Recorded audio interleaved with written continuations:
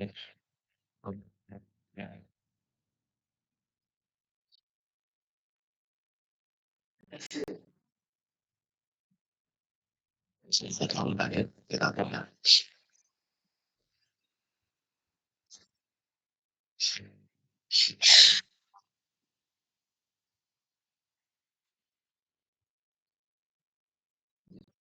Kak, suaranya kurang jelas apa nih? Suara saya kurang jelas. Oh, sudah, Sar. Sebentar. Sudah jelas. Suara saya bisa didengar jelas. Agak kurang di saya, Pak. Cuma kurang paham kalau Putus-putus. di teman-teman. Iya, Pak. Terus cek sound 1, 2, 3 dicoba apakah suara saya bisa didengar jelas. Kayaknya ini sinyalnya memang nggak. Ya, mungkin. Wah, memang.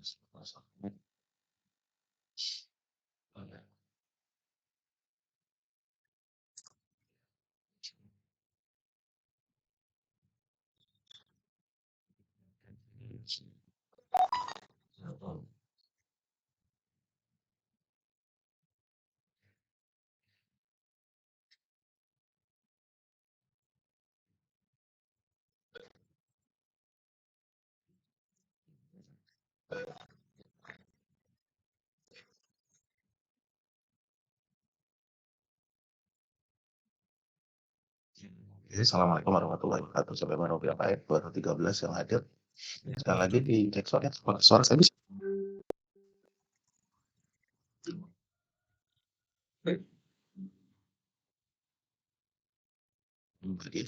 Suaranya. Suara saya bisa. Dengar Pak, Jelas. jelas. Cukup jelas. Jelas ya. Iya, Pak. Sudah agak lebih baik, Pak. Oh, iya. Di Dava mungkin agak suaranya agak meresap-meresap. Kalau begitu. Bagus. Coba yang lain ada komen suara saya bisa didengar jelas. Bisa, Pak.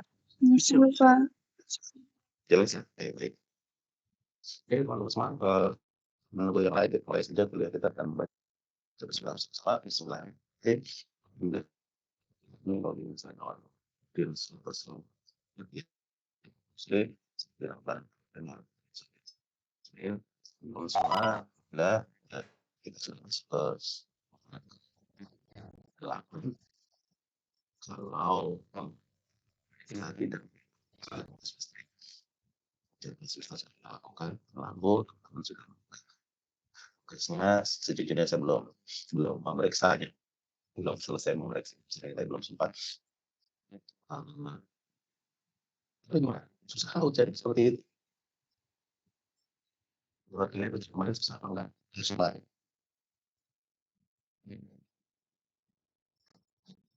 Seperti kemarin susah. Enggak, Pak. Masih cukup ya, lumayan gitu, Pak. Aman lah. Semua. Jadi begini, salah satu pertimbangan saya memeriksa semacam itu adalah yang pertama memang dari sekian banyak referensi yang kita baca, kita pasti itu salah satu hal yang memang kesalahan pada diri kita itu untuk memberikan paparan penjelasan terus ada gitu ya. Selesai bukan mungkin siap sebagai dia sudah masuk di dunia kerja begitu ya, tidak orang yang kita ajak bicara seringkali tidak punya untuk mendengarkan kita mendengar kali ini gitu ya. Maka membatasi waktu ya itu akan melatih kita ya untuk memberikan narasi penjelasan secara lurus dan terarah dalam waktu yang tersedia.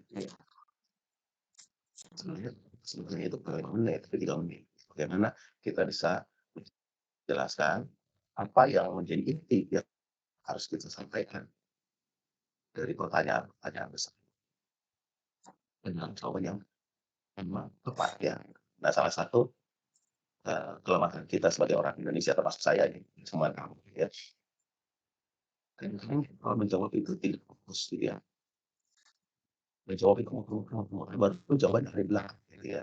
Nah ini berbeda dengan teman kita dari negara-negara yang lebih maju, biasanya mereka akan menjawab gitu ya. Fokus dulu pada inti pertanyaannya apa, dipahami dengan baik, lalu dijawab, lalu kemudian kenapa jawabannya seperti itu dijelaskan dalam narasi-narasi yang mendukung ya, mengapa jawabannya seperti itu. Jadi kalau pertanyaannya itu, apa namanya, sebutkan salah satu definisi komunikasi, kamu harus menyebutkan apa definisi komunikasi yang kamu ambil, punyanya siapa, kan gitu ya. Jadi kalau punyanya Laswell, ya sebut punyanya Laswell. Kan bagus sekali kalau kamu mengatakan tahun 1900 sekian gitu lah kan menawarkan salah satu definisi komunikasi begini-begini setelah ia melakukan pengamatan terhadap fenomena apanya di Amerika Serikat. Jadi definisi yang dibuat oleh Laswell itu sesuatu komunikasi yang dapat itu menjadi persepsi yang gitu. Kalau aku ditanya kemudian kalau diminta menjelaskan berdasarkan konseptualisasi komunikasi kita bisa melihat bahwa konseptualisasi komunikasi yang soal itu sangat menunjukkan bahwa komunikasi itu merupakan suatu fenomena yang sifatnya satu arah dari pengirim ke penerima gitu ya, dengan membawa dampak tertentu. Ya.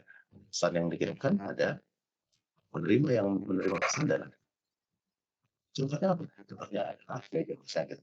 Misalnya hari ini kita menyaksikan bahwa hari memberikan apa namanya kasus pembunuhan Brigadir J gitu yang ditayangkan di televisi. Saya menonton di CNN Indonesia,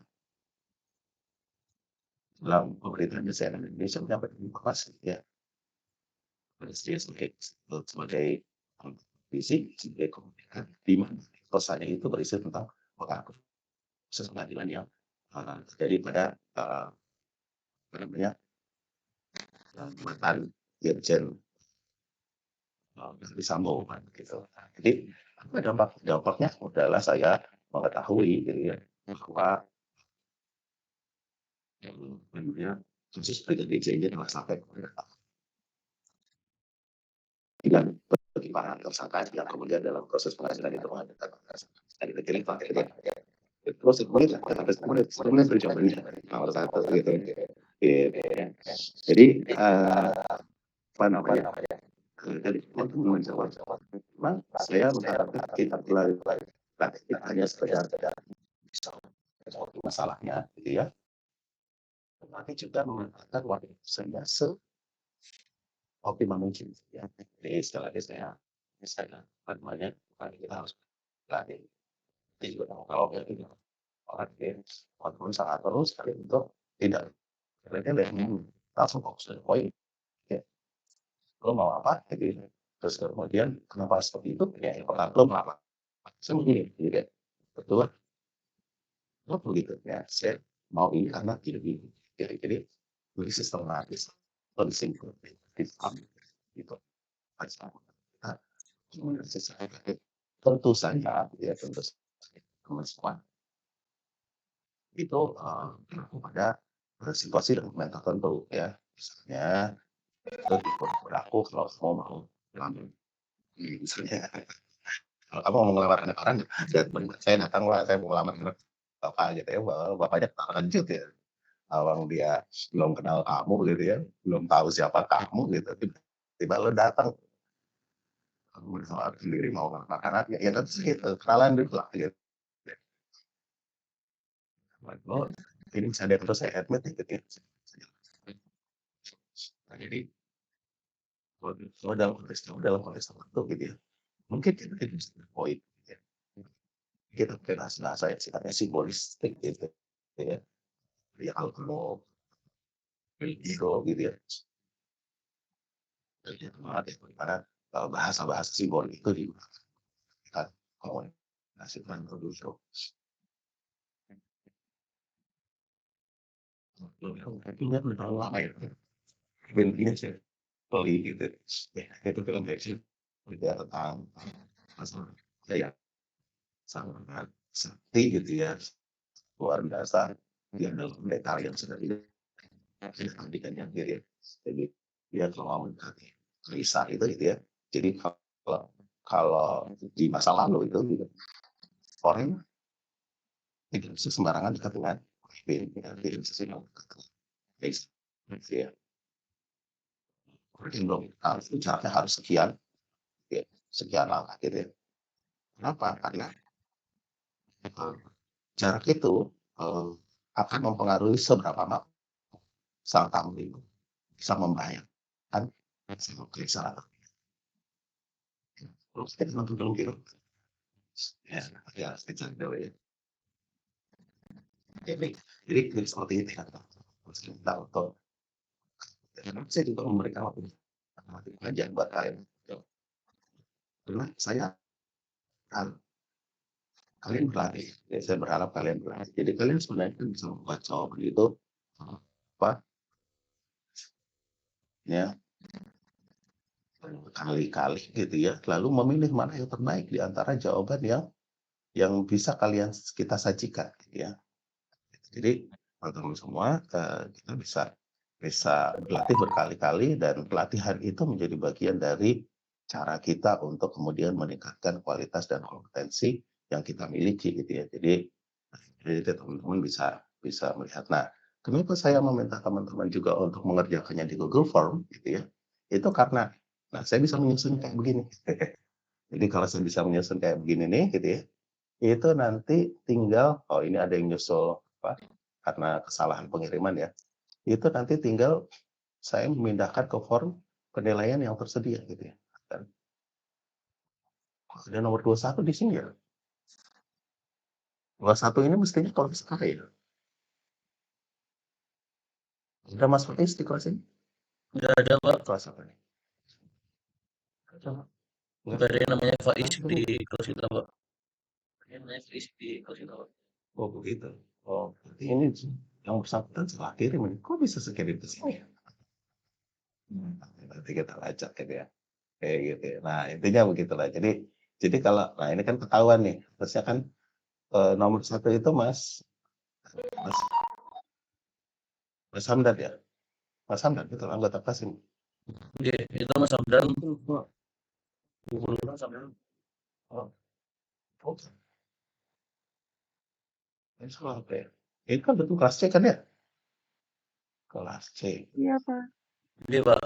Iya, Pak, betul Hamdan. Betul ya, ini kelas C ya?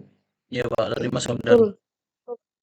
Dari Mas Hamdan. Oke, mulai Mas Hamdan ya dan seterusnya. Nah ini kan memudahkan saya untuk nanti cepat memindahkan nilai dari sini. Kan tinggal dilihat nanti tuh. Misalnya ini punya Mas Hamdan.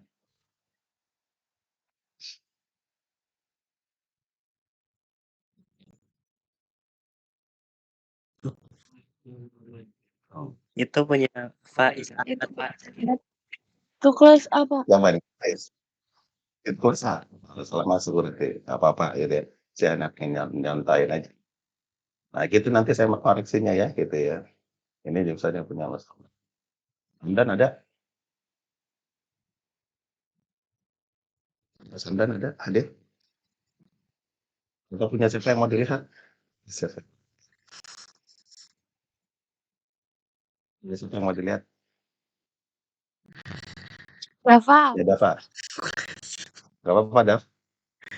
Apa niat answer? Ya Pak, apa-apa Pak. Gak apa-apa. Gini, Clear ya. Cat, Sajik, Astagfirullah. Ini wajahnya kurang senyum ini. Ya, menderita banget. Assalamualaikum, saya Fauzan Rahman dari program studi ilmu komunikasi kelas C. NIM 2210703882. Oh, sampai 5 menit kan sudah terjawab semua Program terus 441. studi komunikasi. Untuk pertanyaan pertama ialah pendapat William E. Gordon tahun 1978 menyebutkan 4 fungsi komunikasi bagi manusia, yaitu fungsi komunikasi sosial, fungsi komunikasi ekspresif, fungsi komunikasi ritual dan kondisinya. Pertanyaannya ada 2 yang pertama A, apakah fungsi-fungsi komunikasi tersebut masih relevan saat ini? Jelaskan pendapat Anda. Menurut saya masih relevan karena di dalamnya kita masih melaksanakan kegiatan-kegiatan yang di mana disebutkan dalam William E. Gordon di fungsi komunikasi. Di antaranya komunikasi sosial dan komunikasi ritual dan ekspresif serta instrumental. Untuk pertanyaan yang B, jelaskan satu aspek fungsi komunikasi di atas yang paling Anda rasakan dalam hidup Anda, sertakan contoh yang relevan. Menurut saya adalah komunikasi sosial, karena di dalam komunikasi sosial kita harus saling berinteraksi dengan manusia yang lain. Karena ketika kita saling berinteraksi, maka hubungan kita akan semakin erat dan kita dapat saling mengikat tali persaudaraan. Untuk yang nomor 2 adalah dapat banyak profesi atau pekerjaan yang dapat ditekuni oleh mereka yang mempelajari ilmu komunikasi. Profesi-profesi apa yang paling Anda minati di antara pilihan yang ada tersebut. Mengapa demikian? Menurut saya profesi yang menurut saya masih relevan untuk saya pribadi ialah tenaga pengajar. Kenapa tenaga pengajar? Karena passion saya di dunia kebencanaan masih masuk dalam kategori tenaga pengajar. Di antaranya kita bisa saling sharing informasi, bisa saling mengerjakan banyak aspek, serta ini sebagai salah satu jalan di mana membuat jalan kepada ceria saya. Nah, ilmu itu salah satu hal yang Apa-apa. untuk yang ketiga adalah jelaskan salah satu definisi komunikasi menurut pandangan pakar yang ada. Jelaskan pula alasan Anda memilih definisi tersebut.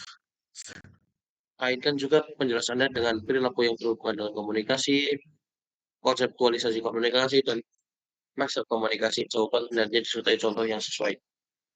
Menurut saya, pendapat dari William E. Gordon tahun 1978 itu masih relevan karena di dalamnya dijelaskan juga fungsi sosial, fungsi komunikasi ekspresif, fungsi komunikasi ritual, fungsi komunikasi introspektif. Ini ya. Salah satu perilaku yang masih kita laksanakan adalah perkuliahan. Perkuliahan itu kita menggunakan aspek salah satunya adalah sosial karena dari dosen ke mahasiswa kita saling berkomunikasi secara sosial, maka kita mengikat komunikasi itu sebagai bagian dari kegiatan sosial kita. Untuk konseptualisasi komunikasi, hal ini bisa kita satukan sebagai interaksi dengan banyak cara. Sebagai contoh, dijelaskan komunikasi sebagai sosial, komunikasi ekspresif, ritual, dan lain-lain, instrumental, kita bisa laksanakan dengan belajar mengajar, beribadah, dan lain sebagainya. Mazhab komunikasi. Menurut saya mazhab yang cocok adalah mazhab transmisi pesan. Mazhab ini kenapa? Karena mazhab ini membahas tentang bagaimana pengirim dan penerima komunikasi saling mengirim dan menerima komunikasi serta memproses dari hasil komunikasi tersebut dapat mempengaruhi orang lain agar mencapai tujuan yang diinginkan. Itu juga ketika memang tenaga pengajar memberikan ilmunya kepada yang diajar, maka tujuan-tujuan yang disebutkan diharapkan agar tercapai dan ilmu-ilmu yang mereka dapatkan bisa diteruskan kembali. Sekian jawaban dari saya. Mohon maaf apabila ada kesalahan. Billahi taufiq wal hidayah. Nasrul minallah. Faqul karim. Wassalamualaikum warahmatullahi wabarakatuh. Masih komentari nggak? Boleh Pak, boleh Pak. Langsung Ya, saja. saya apresiasi keberanian untuk menjawabnya. Ini kayaknya kamu bikinnya cuma sekali ya? Ya. Banyak sebenarnya Pak. Yang awal itu saya sekali tag awal itu tag pertama itu di atas 7 menit Pak. Dan saya baru sadar itu sudah selesai. Jadi saya retake terus gitu Pak karena ada noise yang masuk terus. Ini kesekian gitu Pak.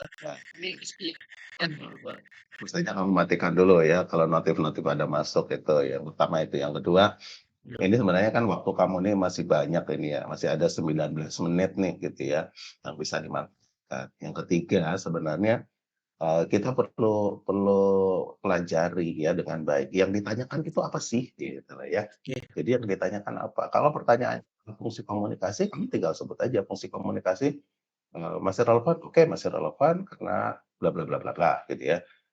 Eee, fungsi komunikasi apa yang paling kamu rasakan? Oke, fungsi komunikasi sosial, tapi apanya dari fungsi komunikasi sosial? Karena kan aspek dari fungsi komunikasi sosial tuh banyak ya. Misalnya, saya merasa bahwa dalam kehidupan saya, konsep diri yang terbangun pada diri saya itu sangat dipengaruhi oleh interaksi-interaksi saya dan komunikasi saya dengan orang di sekitar saya. Orang yang lebih tua, guru-guru saya, atau apa namanya, kiai saya begitu, yang itu kemudian sangat mempengaruhi bagaimana saya berpikir dan bertindak, bahkan kesadaran saya untuk menjadi orang yang memiliki cita-cita menjadi tenaga pengajar atau pendidik itu salah satunya dipengaruhi oleh komunikasi saya dengan tua saya atau oleh kiai saya kan begitu ya.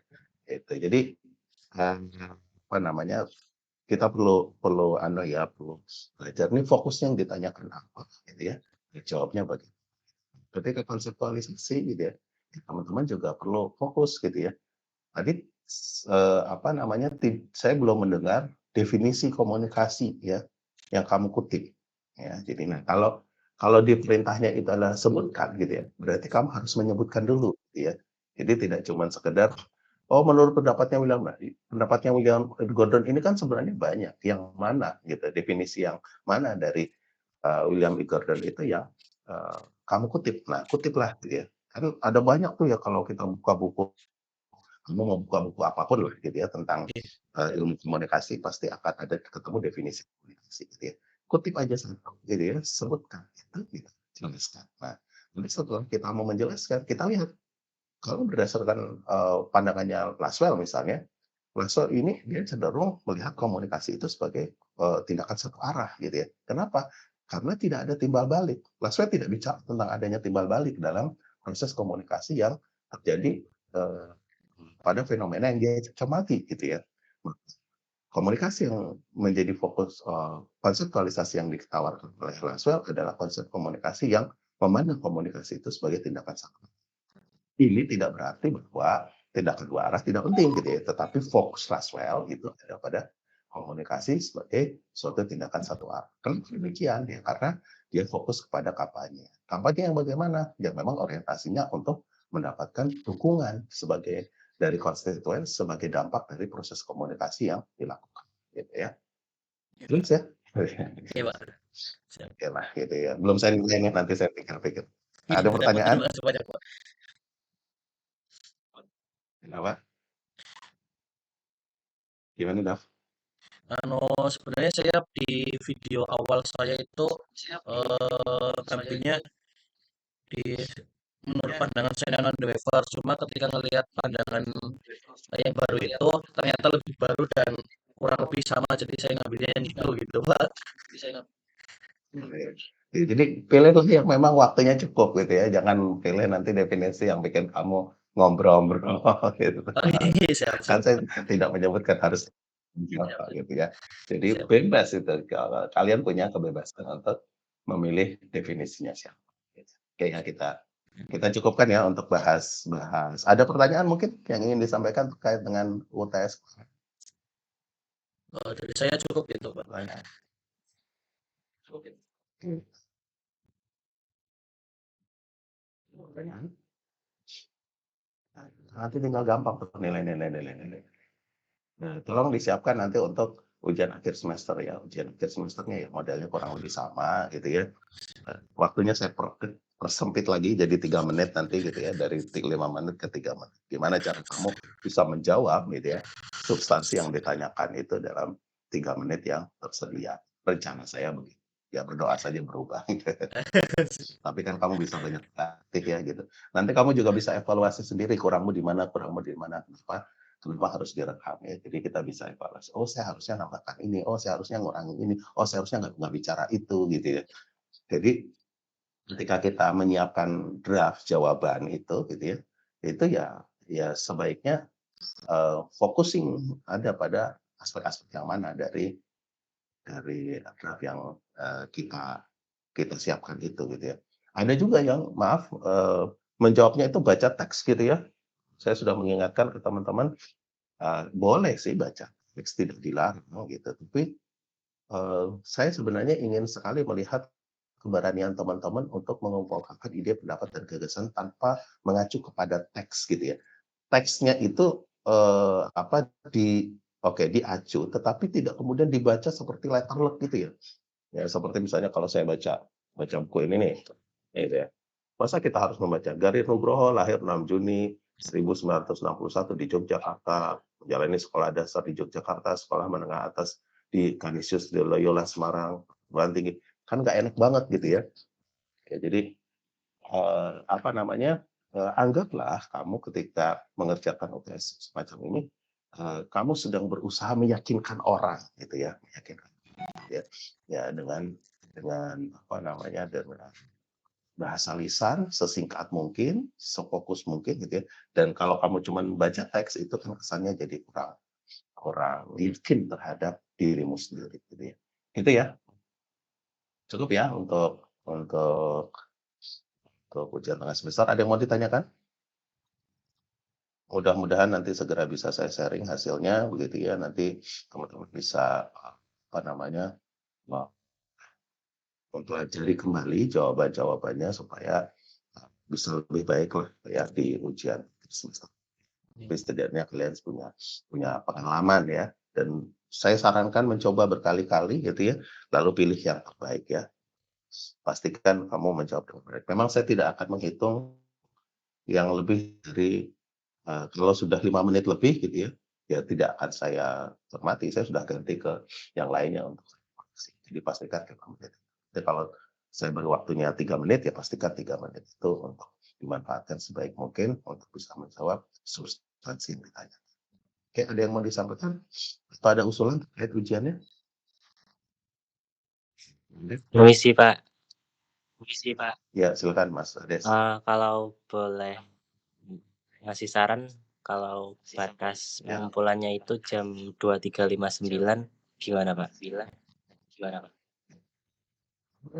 Sebenarnya, bisa saja seperti itu gitu ya. Hanya memang, saya kira kita perlu berlatih juga terkait dengan, timing-timing yang sudah ditetapkan, kadang-kadang di luar desain kita secara personally gitu ya. Jadi saya minta kamu memberikan laporan ke saya jam 7, bukan jam 23, lakukanlah jam 7. Itu bukan urusan dikoreksi kapan, tapi itu urusan kedisiplinan gitu aja. Yang kedua,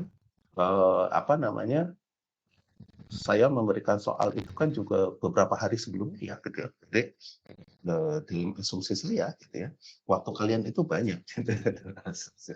Meskipun masih harus dipikirkan ya gitu ya.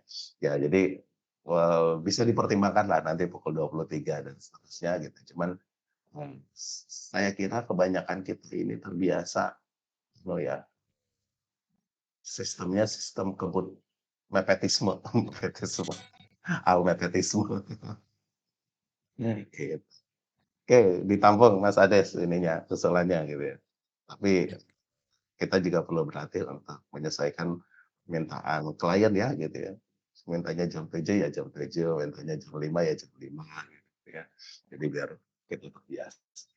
Itu yang Mas Ades. Ada usulan yang lain? Iya Pak, terima kasih Pak. Oke. Ada usulan yang lain? Ada?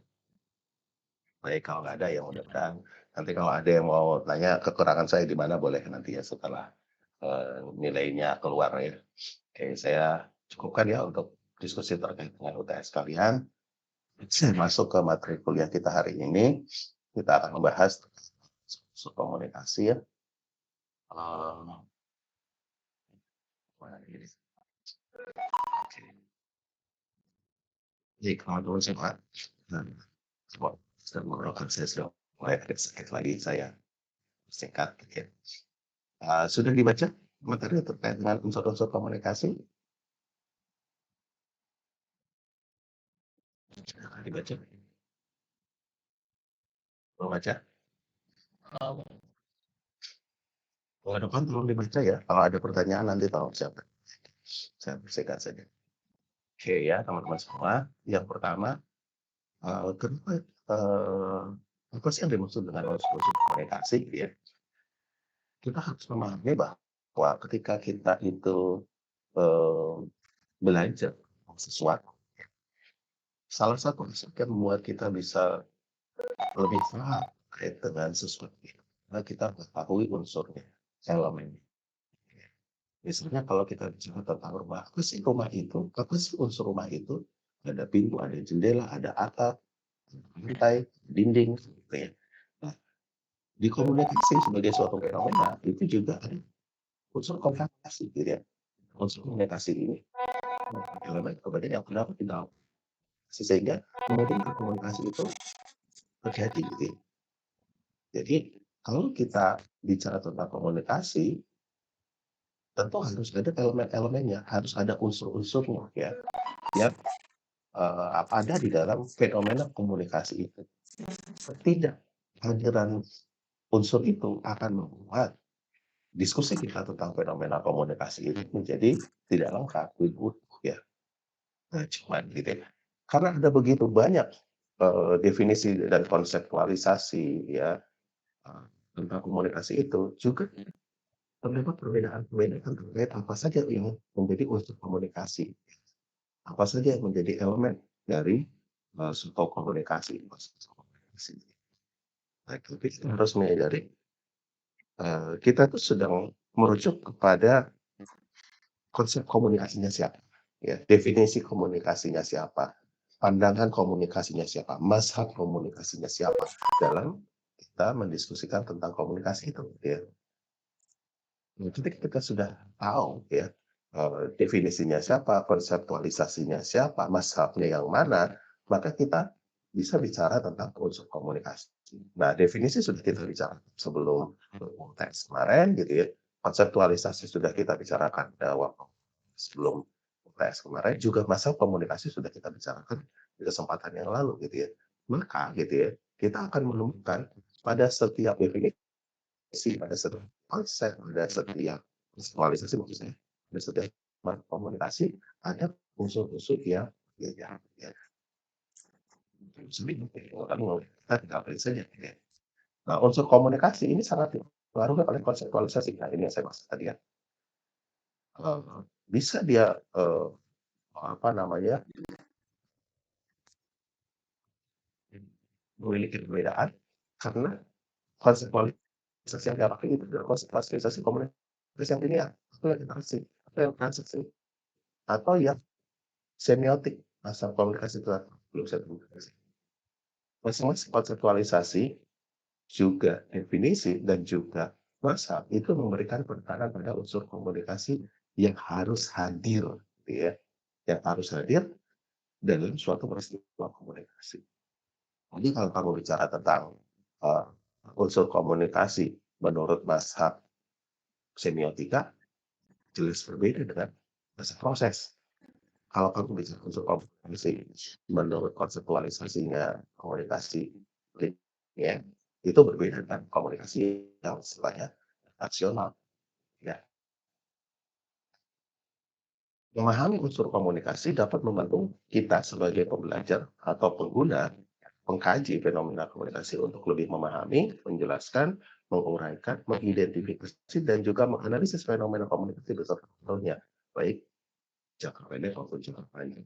Jadi kalau kita nanti sudah punya pemahaman terkait dengan unsur komunikasi gitu ya, lihat misalnya di media televisi, kita akan menelaah media televisi, kita akan mendiskusikan unsur komunikasi di televisi itu apa? Dia konseptualisasinya satu arah itu berarti dia ada sumber, ada pesan, ada media, ada penerima pesan, ada dampak, gitu ya. Kalau kita mengacu ke hanya Laswell, gitu ya. Cukup itu saja yang kita bahas dalam mendiskusikan tentang fenomena komunikasi. Jadi kita tahu dulu objeknya itu apa, fenomenanya itu apa, kita akan melihatnya mengacu kepada konseptualisasi komunikasinya siapa, definisinya siapa, gitu ya. Lalu kita bicarakan unsur-unsur apa saja yang harus ada di dalam fenomena komunikasi. Sampai di sini tanya?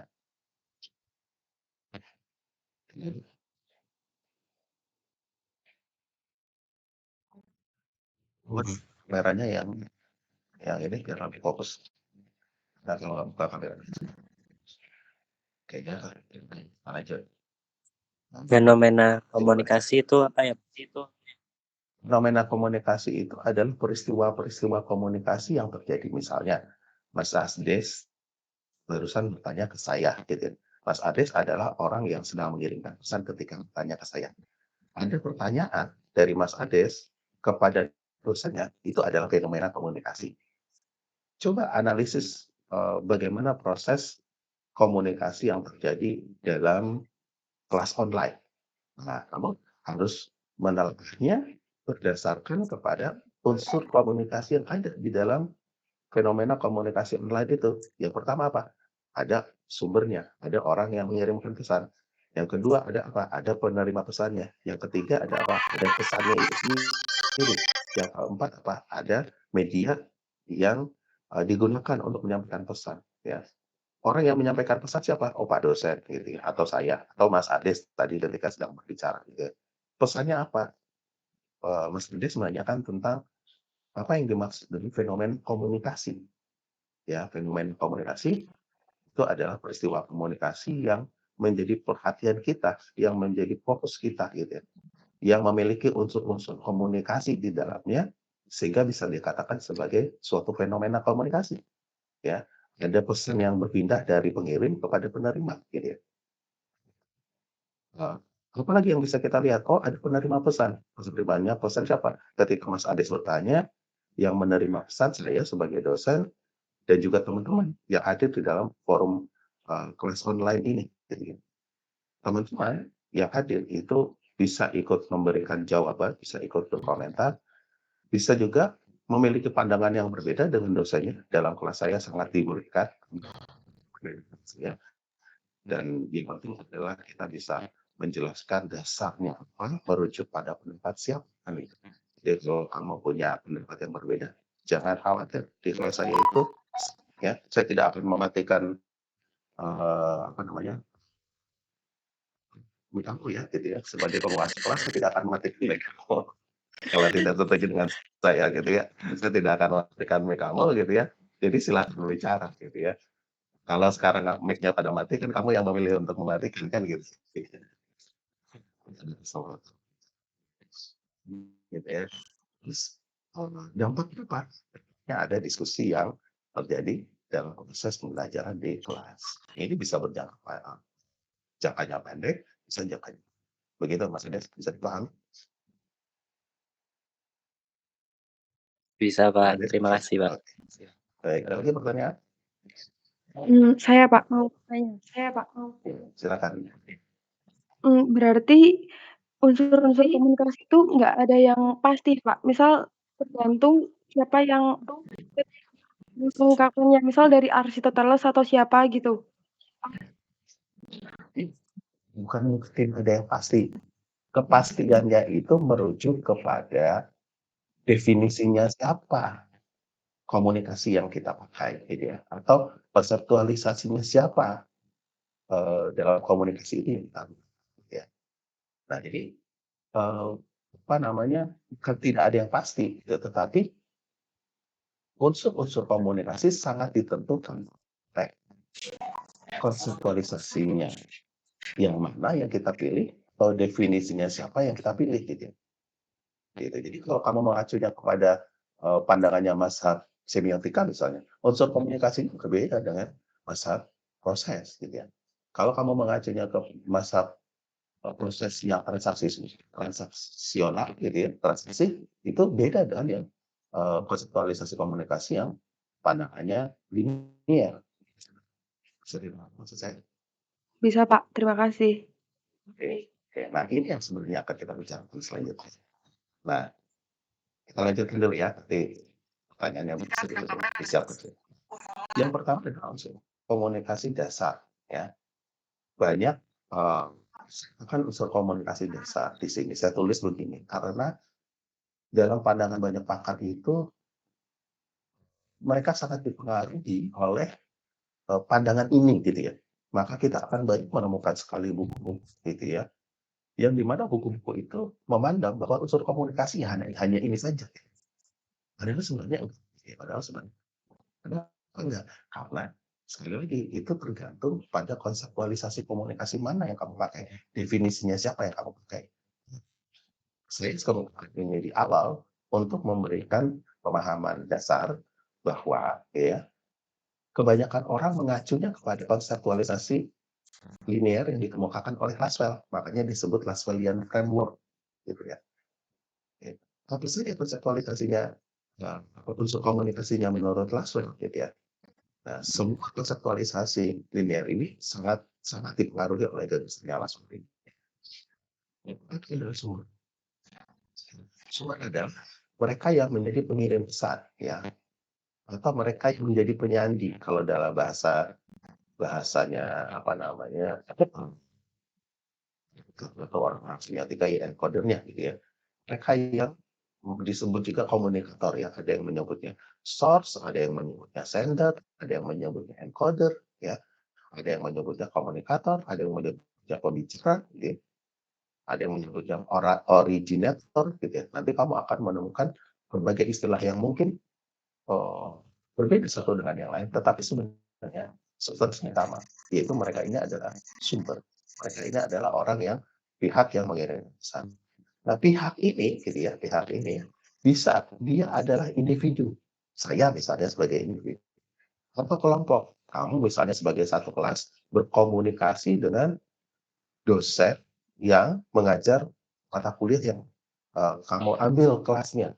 Beberapa di antara kamu dia menyampaikan pandangan misalnya bisa kuliah hari ini saja, besok saja. Nah, itu kamu berbicara sebagai kelompok gitu ya. Maka harus pandai kita bedakan. Kamu sedang berbicara sebagai individu atau kamu berbicara sebagai anggota kelompok. Dalam banyak kasus, kita juga selalu menemukan misalnya antara pendapat individu dengan pendapat kelompok itu tidak sejalan atau pendapat organisasi itu tidak sejalan. Demikian, organisasi punya mekanismenya sendiri, kelompok punya mekanismenya sendiri gitu. Kalau dia mewakili kelompok, mestinya seluruh anggota kelompok setuju dengan itu. Jadi misalnya kamu presentasi nih gitu ya, kamu presentasi harus ingat kamu adalah bagian dari kelompok. Maka bukan bahasanya itu menurut pendapat saya gitu. Itu keliru gitu ya. Kalau menurut saya kalau kamu diskusi kelompok terus kemudian kamu presentasi di depan kelasmu gitu ya, kamu hendaknya menghindari kata-kata menurut pendapat saya. Tapi kamu mengatakan menurut pendapat kelompok kami gitu ya, beda ya gitu ya. Bisa bedakan ya. Menurut kita harus membedakan antara pendapat individu dan kelompok, juga pendapat organisasi, juga pendapat perusahaan, juga pendapat negara gitu ya. Sebagai negara, kita menentang penjajahan di Palestina. Kenapa? Karena kita pernah dijajah sekian tahun, kita betul-betul bisa merasakan bagaimana hidup dalam situasi itu sebagai negara terjajah. Maka kita mengatakan penjajahan ini harus dipusatkan gitu dalam pembukaan di 45 kan. Ini sebuah statement sangat dalam sekali gitu ya. Dan itu dijadikan sebagai apa namanya landasan kita bernegara sebagai negara. Kita sangat menolak kalau ada suatu negara dijajah oleh negara yang lainnya. Semua negara berhak bisa merdeka gitu ya. Nah itu ya. Nah, jadi sumber ini sekali lagi harus kita bedakan. Dia individu, apakah dia kelompok, apakah dia organisasi, atau dia perusahaan atau negara. Ada lagi yang agak ramai satu dua hari ini adalah terkait dengan apa perbedaan pendapat antara LDIU dengan PBNU gitu ya. Terkait dengan apa namanya Wahabi gitu ya. LDIU merekomendasi agar pemerintah bersikap terhadap orang yang menganut Wahabi yang ada di berbagai tempat di Indonesia lah. Gitu. Bisa baca beritanya itu. Tapi pendapat ini dianulir oleh PBNU. Gitu. Kenapa? Menurut PBNU, pengurus besar NU, gitu ya, supaya Kiai Khalil Stakuf dan juga Gus Ipul gitu ya, harusnya lembaga dakwah NU itu kalau mau membuat statement yang sifatnya strategis, nasional, semacam itu, harus berkonsultasi dulu dengan PBNU ya, karena yang dilihat kemudian adalah NU-nya, bukan hanya sekedar lembaga dakwah NU-nya gitu ya. Nah ini ya, ini penting kita pahami ya dengan baik ya. Dan termasuk ketika kamu berorganisasi ya, kamu harus bisa melihat kalau kamu adalah bagian dari suatu organisasi yang lebih besar, maka ketika kamu membuat statement keluar gitu ya, kamu tentu sebaiknya berkonsultasi dengan organisasimu yang lebih besar gitu.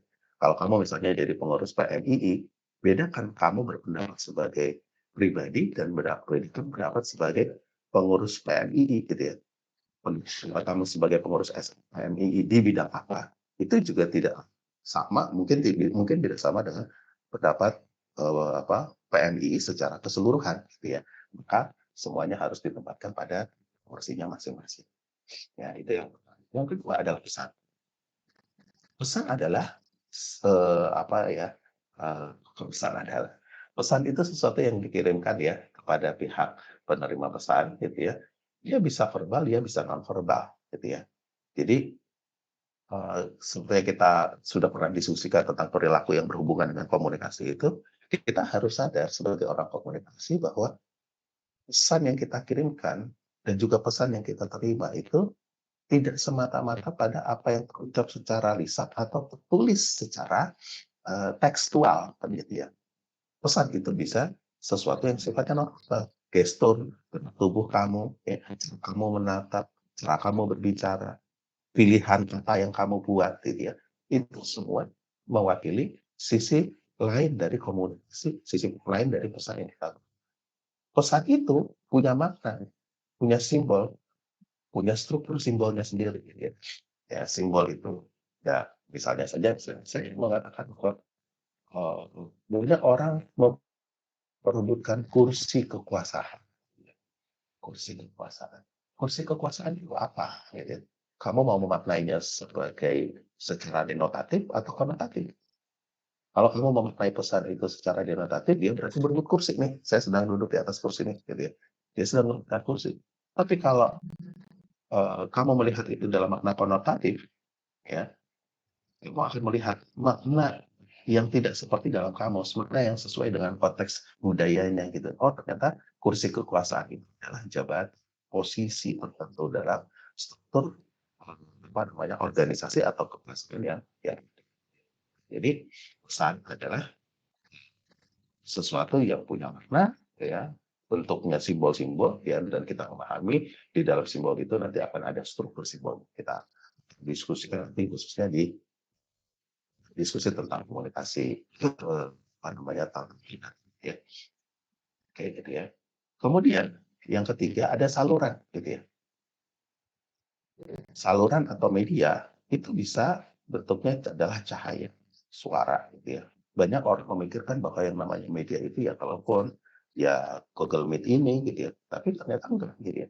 Cahaya atau suara itu juga menjadi media untuk menyampaikan pesan kita. Orang bisa melihat gambar kalau ada cahaya gitu ya. Orang bisa mendengar sesuatu kalau ada suara kan gitu ya. Suara itu menjadi media ya. Atau lebih ekstrim lagi gelombang suara kan gitu ya. Atau nanti lebih ekstrim lagi adalah udara kan gitu. Kalau kamu di ruang hampa itu tidak bisa menjadi media gitu ya. Pengirim suara nggak bisa gitu. Kamu harus radio tertentu ya. Lihat orang di ruang angkasa gitu. Panca indera kita juga menjadi media gitu ya. Kita melihat, kita mendengar, kita membaui, kita merasa dengan lidah kita gitu, kita bisa dengan sentuhan kita, itu adalah saluran komunikasi gitu. Coba kamu raba sekarang pipimu, halus apa kasar? Halus apa kasar? Campur. Kenapa? Halus apa kasar? Dua-duanya, Pak. Ini harus Halus. dua-duanya itu kasar. Coba sekarang raba meja yang ada di depanmu, ya, pegang, rasakan. Halus apa kasar? Halus, Pak. Halus. Sama pipi, meskipun sama-sama halusnya, beda nggak sama pipi kamu? Beda. Beda. Beda, Pak. Jadi kita bisa memaknainya dengan sentuhan itu kita bisa memaknai sesuatu, gitu ya. Maka ini menjadi salur bagi komunikasi kita, gitu ya. Makanya ada orang yang buta, gitu ya. Tapi dia mengandalkan indrawi pendengarannya dengan lebih baik. Dia mengandalkan indrawi rasanya dengan lebih baik, gitu ya. Yang paling sering kita menganggap saluran itu adalah tatap muka atau bermedia. Jadi ya kalau tatap muka kita ketemu langsung kelas, gitu ya. Kelas tatap muka itu jadi media saluran komunikasi kita. Bermedia ya seperti kita Google Meet ini. Ya itu sudah lazim. Saluran juga bisa sifatnya personal, yang sifatnya pribadi, gitu ya. Tapi juga bisa saja non formal, yang sifatnya umum, gitu ya. Misalnya apa yang personal itu? Misalnya kalau pasangan suami istri itu sudah tahu kode-kode tertentu, tanda-tanda tertentu, saluran-saluran yang sifatnya personal itu hanya bisa dimaknai oleh mereka berdua, kan, gitu ya. Terus pasang kekasih gitu, baru melirik saja udah tahu apa maksudnya lirikan itu, kan, gitu. Tapi ada yang sifatnya non personal, tidak pribadi, gitu. Artinya itu dipahami oleh masyarakat umum. Ya seperti apa yang non personal itu? Ya televisi itu non personal, gitu ya. Karena dia tidak menjadi alat komunikasi yang melibatkan sisi pribadi kita, gitu ya, secara kejiwaan, ya, apa yang membuat kita berinteraksi secara lebih intensif, ya, dengan orang yang menyampaikan pesan melalui televisi. Itu non personal, gitu ya. Jadi di televisi itu kita tidak bisa berkomunikasi secara personal, gitu ya. Tapi kita berada dalam saluran yang kalau kamu mau yang personal ya udahlah, kalau WhatsApp bukan di grup ya, tapi di Japri, di Wapri gitu. Wapri itu, Japri itu adalah personal. Tapi yang bukan Japri, yang Wapri itu adalah personal. Yang keempat adalah penerima, ya. Bisa disebut juga dengan receiver, destination, komunikator atau komunikan juga, ya. Di kita banyak istilah dengan komunikan atau mungkin penyandi balik, gitu ya. Decoder gitu ya. Bisa disebut juga dengan audiens, ya. Pendengar, penonton, penafsir, gitu ya. Nah, mereka ini juga bisa sifatnya individu, kelompok, organisasi, perusahaan atau negara sebagaimana sumber, gitu ya. Jadi posisinya sumber sama posisinya penerima ini bisa ya, bisa sama, gitu. Ya, artinya orang yang menafsirkan, orang yang menerima, orang yang menjadi sasaran itu adalah mereka-mereka yang menjadi tujuan dari komunikasi yang dikirimkan oleh si pengirim. Dan yang kelima adalah kalau kamu nanti belajar psikologi komunikasi, ini akan didalami lebih jauh, ya, bahwa komunikasi yang kita lakukan dengan orang lain itu dampaknya bisa beragam, ya. Ada yang hanya sampai pada aspek kognitif, tapi ada yang dampaknya sampai afektif, perubahan sikap misalnya. Ada juga yang sampai pada perubahan perilaku.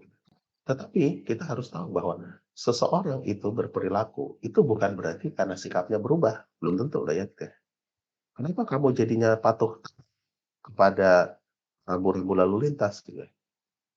Bisa jadi bukan karena dia betul-betul sadar bersikap bahwa rambu-rambu itu, lalu lintas itu untuk dipatuhi, tetapi karena tidak ada CCTV yang mengawasi, tidak ada etlenya, tidak ada polisi yang mantengin, gitu ya. Jadi kita tidak taat, kita hanya taat pada saat ada yang mengawasi, ya, bagaimana kita berkendara di jalanan. Jadi ada yang dampaknya pengetahuan, sekali lagi ada yang dampaknya sikap. Nah, tentu saja, gitu ya, yang kita harapkan, ya, itu kalau kita berkomunikasi dengan orang lain, kita akan menjadi efektif komunikasinya kalau tahu kita tuh pengennya apa, gitu ya. Oh, cukuplah dia tahu, ya. Kayak orang pasang billboard di depan kampus kita tuh banyak billboard gitu ya. Billboard itu bagi para pengiklan mereka tahu betul gitu ya. Sulit. Billboard itu sampai mengubah perilaku tuh sulit gitu ya.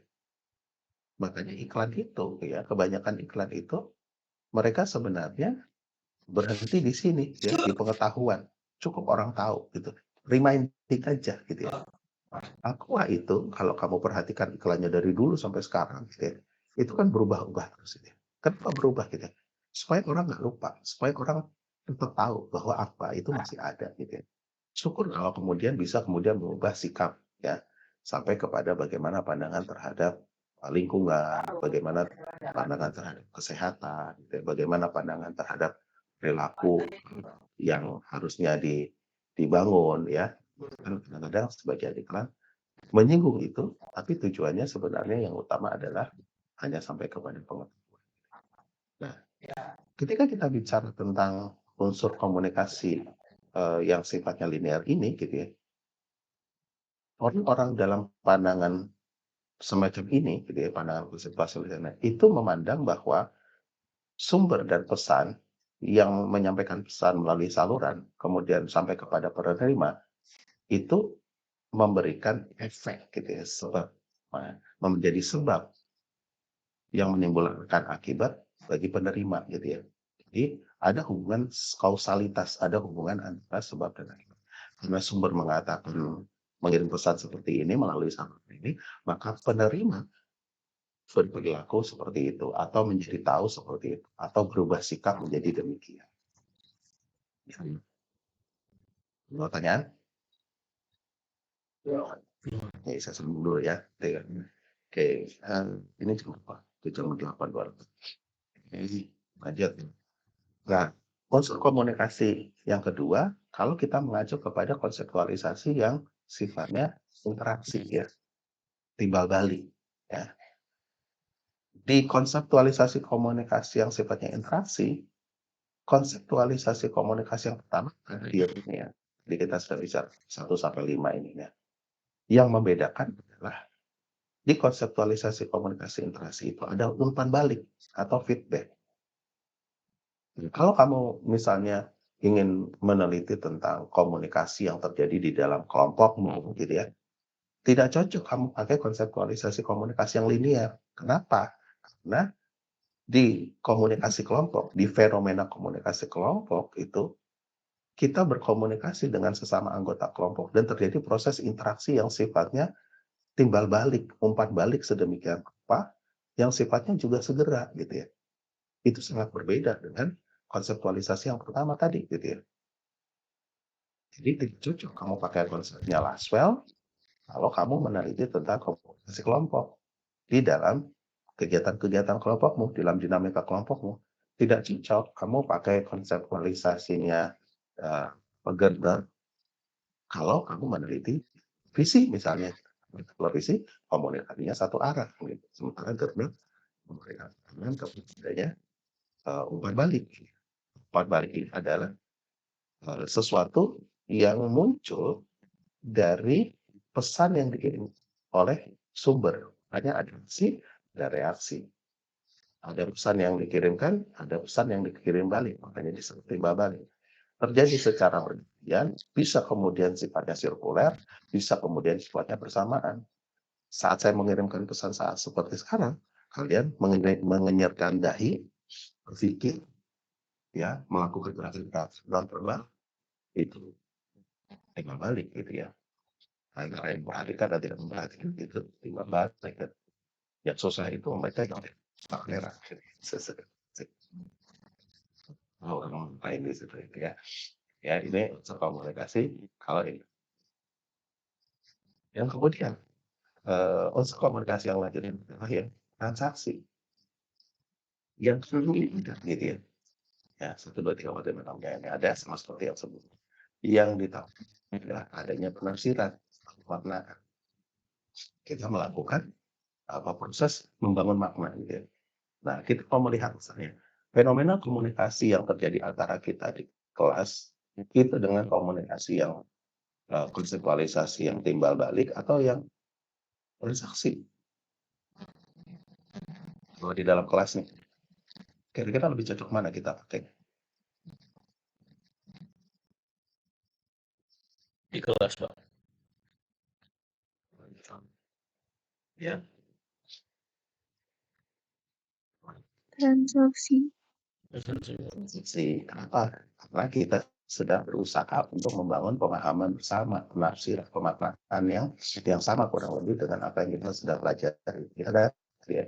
Jadi apa? Usaha kita untuk membangun penafsiran, pemaknaan itu terjadi dalam komunikasi yang timbal balik begitu. Kita bertanya dalam diri kita sendiri, ini tanya apa, maksudnya apa, gitu ya. Di satu sisi gitu ya, proses tanya jawab di antara kita itu juga membangun kesamaan yang sama umumnya gitu ya. Tetapi teman-teman semua, sebenarnya penafsir atau pemaknaan itu sebenarnya cenderung personal. Kami punya penafsiran sendiri. Kita berada di satu kelas, iya gitu ya. Saya mengajar dalam ilmu yang sama, iya. Materinya sama, iya gitu ya. Tapi ketika kamu diminta untuk menjawab, kayak yang tadi, apa tadi gitu. Jawaban dapat dengan jawaban yang lain saya yakin berbeda. Kenapa berbeda? Gitu? Karena pemaknaan, penafsiran yang terbangun dalam diri masing-masing itu sifatnya personal, gitu ya. Sifatnya individual, gitu ya. Tergantung kondisi masing-masing. Tadi Dava menjawabnya begitu ya, karena begitulah pemahaman yang dimiliki oleh Dava kan gitu. Bisa juga itu subjektif. Ya oke, jadi kita bersepakat bersama bahwa hari ini kita diskusi tentang unsur-unsur komunikasi. Nah, itu kita bisa pahami bersama. Unsur komunikasi itu ada banyak begitu ya. Tapi untuk memahaminya dengan lebih jauh, harus melihat definisi, konseptualisasi komunikasi yang kita jadikan sebagai acuan. Kalau kita memiliki acuan konseptualisasi mana, kita bisa unsur komunikasi sesuai dengan konsekuensi yang kita miliki. Ya. Sebetulnya juga dinamis ya. Yang namanya penafsiran atau pemaknaan itu bisa berubah, kembang, ya. Kembang atur, gitu ya. Ya, juga dipengaruhi oleh sesuai budaya. Ya. Tidak mau berkoalisi ya. Presiden, ya. Itu tidak sebutin kalau penafsiran orang ya. Terakhir, kalau kita melihat berdasarkan unsur komunikasi di masa semiotika atau produksi besar, ada ini yang berbeda ya. Nah, di sini mungkin ini mungkin besar proses ya. Jadi dari konseptualisasi 1 sampai 3 yang linear, timbal balik dan juga transaksi gitu ya. Komunikasi itu sebagai proses pengiriman pesan ya. Entah dia dimaknai atau tidak dimaknai, entah dia ditafsirkan atau tidak ditafsirkan.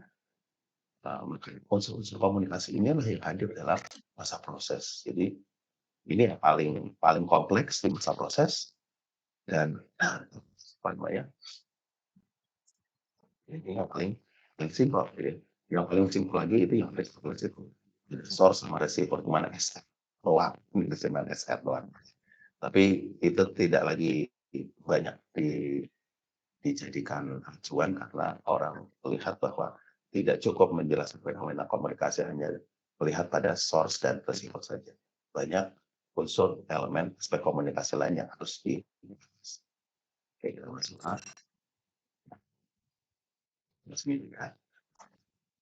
sampai Medilka karena dia fokusnya itu ada pada produksi pesan ya, pada produksi makna gitu ya, maka harus ada objek dulu. Objek apa? Objek yang dimaknai gitu ya. Baik objeknya itu sifatnya abstrak maupun objeknya itu sifatnya real gitu ya. Kursi di depan kamu mau melihat itu sebagai kursi atau kamu akan melihat itu sebagai kedudukan atau kamu akan melihat itu sebagai satu satu posisi yang strategis gitu ya. Itu kan berhubungan dengan objek. Harus ada objeknya. Harus ada dan harus ada teks gitu. Harus ada simbol tanda gitu ya. Oke, harus ada simbol yang dilekatkan ya, ditempelkan di digunakan untuk menjelaskan objek itu, gitu ya. Jadi misalnya ini gunting ini adalah objek, ini adalah objek, gitu ya.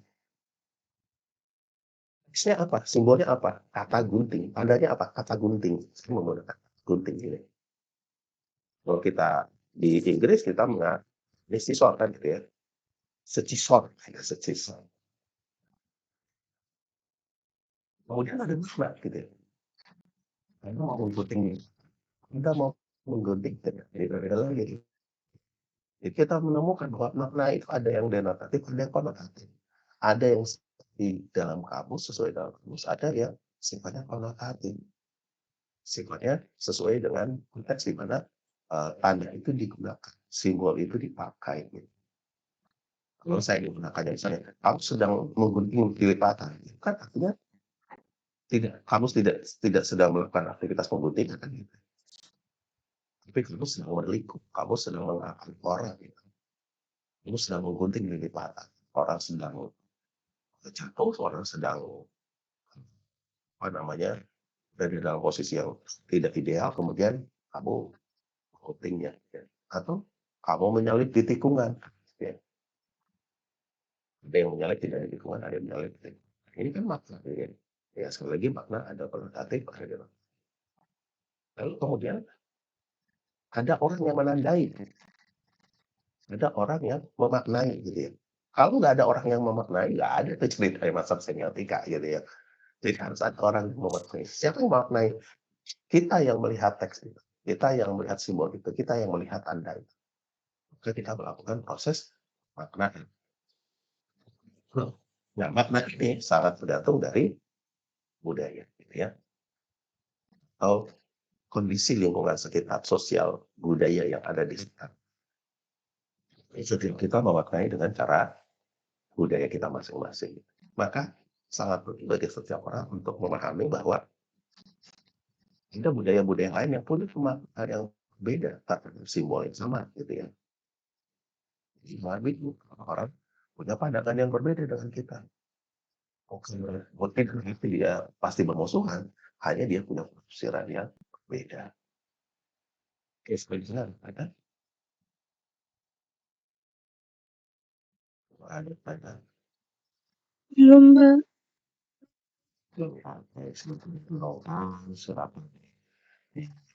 Jadi dipahami dengan baik begitu ya, didiskusikan dalam kelompok gitu ya. Saya ingin teman-teman mendiskusikan dalam kelompok ya, kait dengan unsur komunikasi pada fenomena komunikasi di kelompok masing-masing ya. Siapa subjeknya, siapa pengirim pesannya, siapa penerima pesannya gitu ya.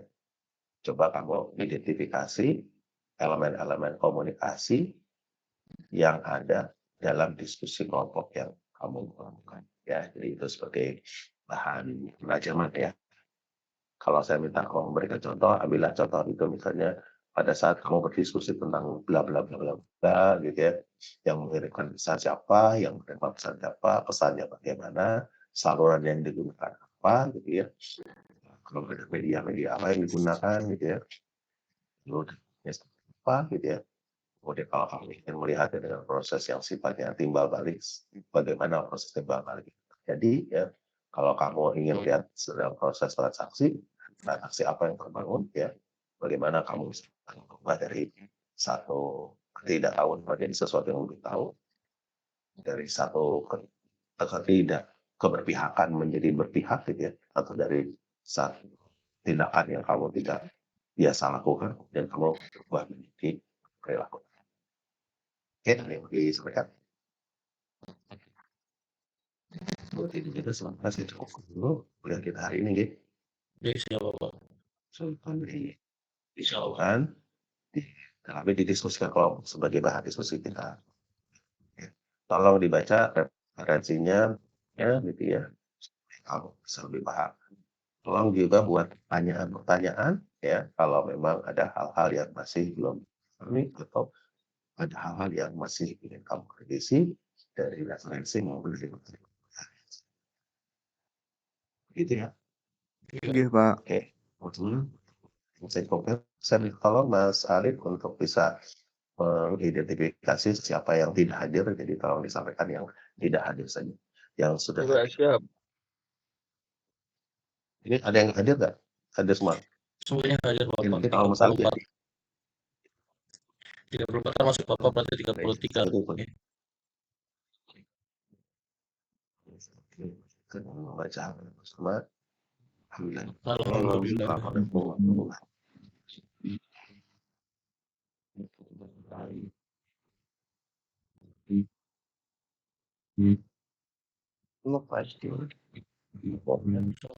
Thank you, Pak. Terima kasih teman-teman semuanya. Nanti tak share itu paling mungkin kita upload setelah di kampus. Terima kasih. Assalamualaikum warahmatullahi Aku mau tanya kamu. Apa? Apa oke? Gimana dah? Hah? Itu gimana dah? Apanya? Itu gimana? Apanya? Itu tadi gimana? Apanya? Itu loh. Sini dari Itunya. Apanya?